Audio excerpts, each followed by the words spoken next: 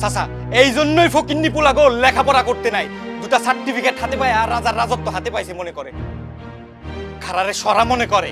সফি তুই থাম। রূপাই, তুমি একটা ভালো ছেলে, এই গ্রামের লোকজন তোমার অনেক ভালোবাসে।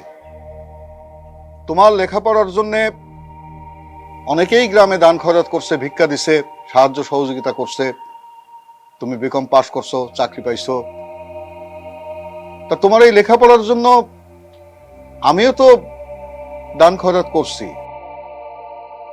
ভিক্ষা দিছি, এই হাত দিয়েই ভিক্ষা দিছি, কি দিছি না? জি চাচা। যাক যাক, তাও স্বীকার করলা। রূপাই, তোমার জ্ঞান বুদ্ধি ভালো, গ্রামের সবাই তোমারে ভালো জানে, সবই ঠিক আছে।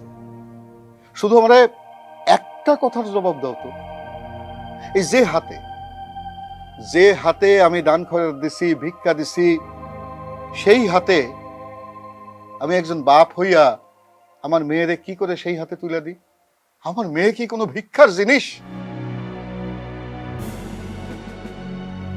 আমি আসি চাচা।